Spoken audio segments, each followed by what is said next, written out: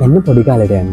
ඔයාලට මතකද අපි පොඩි කාලේ බලපු කාටුන්? ඉස්සර හරියටම හවස 4 වෙද්දි අපි ටීවී එක ඉස්සරහා තව බැලුවා ඉඟුරු පාම්මල්ලි.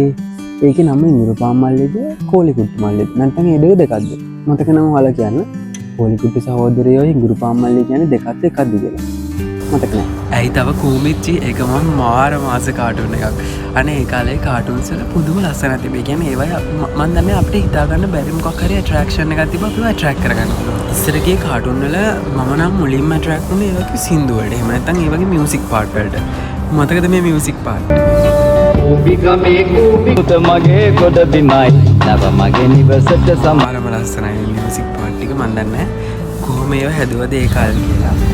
මේ මියුසික් හැම එකක්ම අර අපේ පොඩි කාලේ මතකත් එක්ක හරියට බැඳලා තියෙනවා. ඒ කාටුන්ස් ඔය අපි පොඩි කාලේ මතකයි. අපි සෙල්ලම් කරනවා, ඉක්මනට ස්කූල් වැට්ටි කිවර කරනවා, කාටුන් බලන්න ඕන නිසා ඒ වගේ දේවල් එක්ක හරි ලස්සනට බැඳලා තියෙනවා මේ කාටුන්. ඇත්තටම මම මතක කරන්නේ මට තාම හරියට මතක නැහැ මොනවද අර කාටුන් ටික ඔක්කොම මතක නැහැ. මට අර දැන් මං කිව්ව ටික මතකයි. තව ඔයාලට මතක කාටුන් තියෙනවා නම් පහලින් කමෙන්ට් එකක් දාගෙන යන්න. එක්ක අපි උද්ඝෝෂණයක් කරමුද ආයි පාර මේ කාටුන් ටික පෙන්නන්න කියලා. ඒත් වැඩක් නැති වෙයි. දැන් කාලේ ළමයි ඔය බලන්නේ නැහැ. අනිත් අපුණා ටීවී බලන්නේ නැහැ නේද? ඒවා ඒ කාලෙන් තිබ්බ විදිහට තියෙද්දි. බයි.